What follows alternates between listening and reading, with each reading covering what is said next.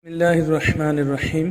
अस्सलाम वालेकुम दोस्तों, हज़रत इमाम की शहादत के बाद भी यजीद ने कोई अच्छा काम नहीं किया, बल्कि इसकी शकावत व बदबख्ती और कसावत कल्बी इस कदर ज़्यादा हो गई और इसने वो गुल खिलाए और सियाह कारनामे अंजाम दिए जिससे इंसानियत शर्म से पसीना पसीना हो जाती है।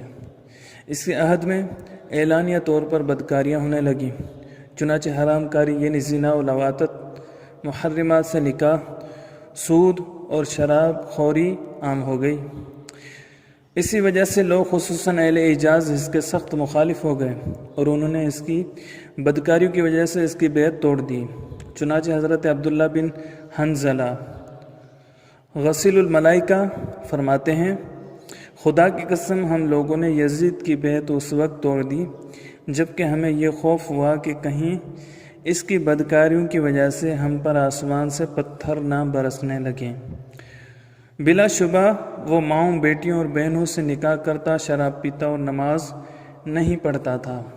जब यजीद ने देखा कि अहले हरमैन मेरे सख्त खिलाफ हो गए और मेरी बैत से खारिज हो गए हैं और इनका खुरूज दूसरे इलाकों के लोगों के खुरूज का बायस बनेगा, क्योंकि हरमैन इस्लाम का मरकज़ और दिल हैं और इस तरह मेरा इक़्तिदार ख़तरे में पड़ जाएगा, तो इसने मुस्लिम बिन उक़बा को 20,000 का लश्कर गिरां देकर मदीना तय्यबा और मक्का मुकर्रमा पर हमला करने के लिए भेजा।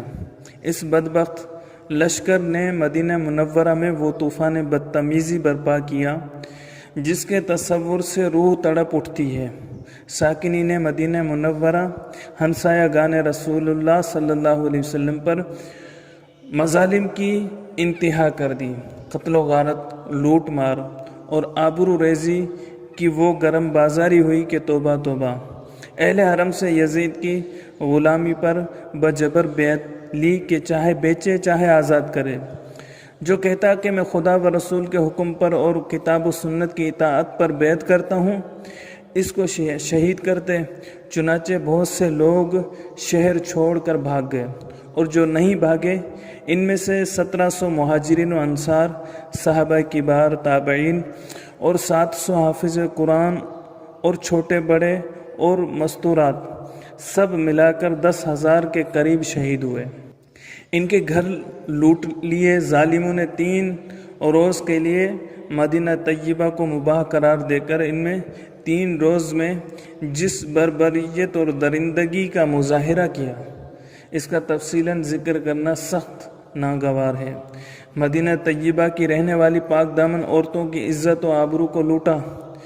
हज़रत अबू सईद खुदरी रदियल्लाहु ताला अन्हु जलील कदर सहाबी हैं, इनकी दाढ़ी के सब बाल उखेड़ दिए और इनकी सख्त बेइज्जती की। इस फौज अशकिया ने मस्जिद नबवी शरीफ के सुतूनों से घोड़े बांधे। इन 3 दिनों में कोई मस्जिद पाक में नमाज के लिए नहीं आया। हज़रत सईद बिन मुसय्यब किबार ताबईन में से थे, वो मजनून बनकर मस्जिद पाक में ही हाजिर रहे। जालिमों ने इनको भी पकड़ा और मुस्लिम बिन उक़बा के पास ले गए। मुस्लिम बिन उक़बा ने कहा, इसकी भी गर्दन मारो। हज़रत सईद दीवानों की सी हरकतें करने लगे। एक शख्स ने कहा, ये तो मजनून है, इस वजह से इनको छोड़ दिया गया। इन्हीं सईद बिन मुसय्यब से रिवायत है कि इन 3 दिनों में मस्जिद शरीफ में मेरे सिवा कोई ना था। अहले शाम मस्जिद में आते और मुझे देखकर कहते, ये बूढ़ा दीवाना यहाँ क्या कर रहा है।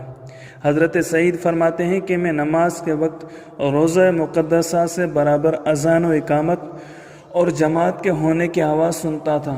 चुनाचे मैंने 3 दिन की नमाज़ें इसी जमात की इक्तिदा में अदा की और कोई मेरे साथ ना होता था। एक नौजवान को इस लश्कर शरीर ने पकड़ लिया। इसकी माँ ने मुस्लिम बिन उक़बा के पास आकर फरियाद की और इसकी रिहाई के लिए बहुत मिन्नत व समाजत की। मुस्लिम ने हुक्म दिया कि इस लड़के को लाओ। जब वो आया तो मुस्लिम ने इसकी गर्दन मारकर इसका सर इसकी माँ के हाथ में दे दिया और कहा कि तू अपने ज़िंदा रहने को गनीमत नहीं समझती कि बेटे को लेने आई है। जब मुस्लिम बिन उक़बा बद किरदार ने अहले मदीना को यजीद पलीद की बैत کی بطریق مذکور دعوت دی تو کچھ لوگوں نے جان و مال کے خوف سے بیعت کر لی۔ ایک شخص قبیلہ قریش سے تھا، اس نے بوقت بیعت یہ کہا کہ میں نے بیعت کی مگر اطاعت پر، معیشت پر نہیں۔ مسلم نے اس کے قتل کا حکم دیا۔ جب اس کو قتل کر دیا گیا تو اس کی مقتول کی ماں ام یزید بن عبداللہ بن ربیعہ نے قسم کھائی کہ اگر میں قدرت پاؤں گی تو اس ظالم مسلم کو ضرور زندہ یا مردہ جلاؤں گی۔ چنانچہ جب اس ظالم نے مدینہ منورہ میں قتل و غارت کے بعد اپنا روئے بد مکہ معظمہ کی طرف کیا تاکہ وہاں جا کر عبداللہ بن زبیر اور وہاں کے ان لوگوں کا بھی کام تمام کرے جو یزید کے خلاف ہیں، تو اتفاقاً راستے میں اس پر فالج گرا اور وہ مر گیا۔ اس کی جگہ یزید پلید کے حکم کے مطابق حسین بن نمیر تکونی قائد لشکر بنا۔ مسلم کو انہوں نے وہیں دفن کر دیا۔ جب یہ لشکر بد آگے بڑھ گیا تو اس عورت کو مسلم کے مرنے کا پتہ چلا۔ وہ چند آدمیوں کو ساتھ لے کر اس کی قبر پر آئی تاکہ اس کو قبر سے نکال کر جلائے اور اپنی قسم پوری کرے۔ جو ہی قبر کھودی تو کیا دیکھا کہ ایک اژدہا اس کی گردن سے لپٹا ہوا اس کی ناک کی ہڈی پکڑے چوس رہا ہے۔ یہ دیکھ کر سب کے سب ڈرے اور اس عورت سے کہنے لگے کہ خدا تعالیٰ خود ہی اس کے اعمال کی سزا اس کو دے رہا ہے اور اس نے عذاب کا فرشتہ اس پر مسلط کر دیا ہے، اب تو اس کو رہنے دے۔ اس عورت نے کہا نہیں، خدا کی قسم میں اپنے عہد اور قسم کو ضرور پورا کروں گی اور اس کو جلا کر اپنے دل کو ٹھنڈا کروں گی۔ مجبور ہو کر سب نے کہا اچھا پھر اس کو پیروں کی طرف سے نکلنا چاہیے۔ جب ادھر سے مٹی ہٹائی تو کیا دیکھا کہ اسی طرح پیروں کی طرف بھی ایک اژدہا لپٹا ہوا ہے۔ پھر سب نے اس عورت سے کہا اب اس کو چھوڑ دے، اس کے لیے یہی عذاب کافی ہے۔ مگر اس عورت نے نہ مانا اور وضو کر کے 2 رکعت نماز ادا کی اور اللہ تعالیٰ کے حضور ہاتھ اٹھا کر دعا مانگی، الہی تو خوب جانتا ہے کہ اس ظالم پر میرا غصہ تیری رضا کے لیے ہے، مجھے یہ قدرت دے کہ میں اپنی قسم پوری کروں اور اس کو جلاؤں۔ یہ دعا کر کے اس نے ایک لکڑی سانپ کے دم پر ماری، وہ گردن سے اتر کر چلا گیا۔ پھر دوسرے سانپ کو ماری، وہ بھی چلا گیا۔ چنانچہ اس نے مسلم کی لاش کو قبر سے نکالا اور جلا دیا۔ گزشتہ ویڈیوز میں ذکر ہو چکا ہے کہ یزید نے تخت نشین ہوتے ہی گورنر مدینہ ولید بن عقبہ کے ذریعے حضرت امام حسین، حضرت عبداللہ بن عمر اور حضرت عبداللہ بن زبیر سے بیعت طلب کی تھی، اور حضرت امام حسین تو گورنر مدینہ کے بلانے پر اس کے پاس تشریف لے گئے تھے، مگر حضرت عبداللہ بن زبیر گورنر کے پاس نہیں گئے تھے اور اسی رات وہاں سے ہجرت کر کے مکہ مکرمہ میں آ گئے۔ مکہ مکرمہ ہجرت کے بعد سے اب تک وہ حرم کی پناہ میں ہی سکون و اطمینان کی زندگی گزار رہے تھے۔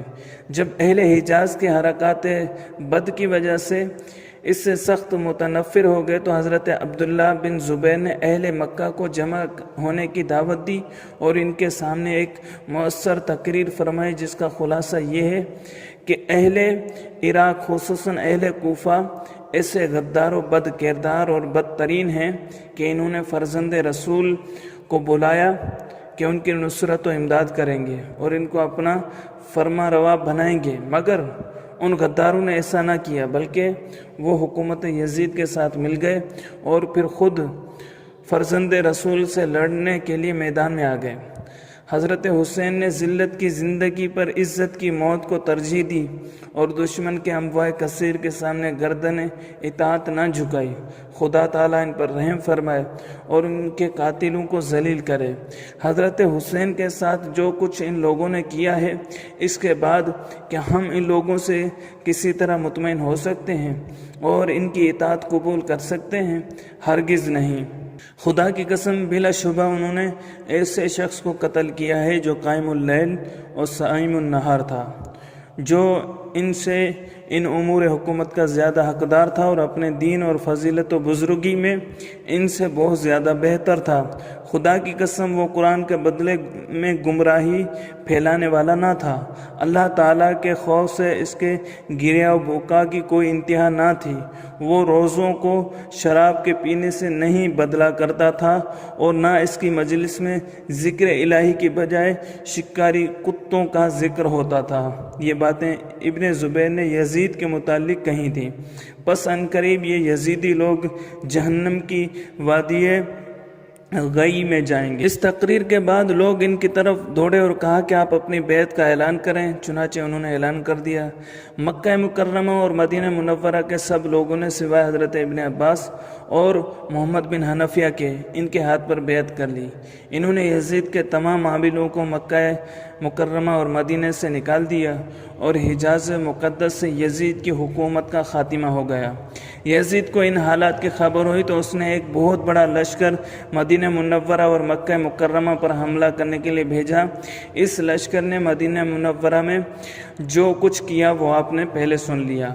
اب اس لشکر شریر نے حسین بن نمیر کی قیادت میں مکہ مکرمہ پہنچ کر حملہ کیا اور 64 روز تک برابر مکہ مکرمہ کا محاصرہ کر کے لوگوں کو قتل کرتے رہے اور منجنیقوں سے اس قدر سنگ باری کی کہ صحن کعبہ معظمہ کو پتھروں سے بھر دیا۔ انہوں نے کعبۃ اللہ پر منجنیقیں نصب کر دیں اور کعبے پر سنگ باری کی، یہاں تک کہ آگ لگ گئی اور کعبۃ اللہ کا غلاف اور دیواریں جل گئیں۔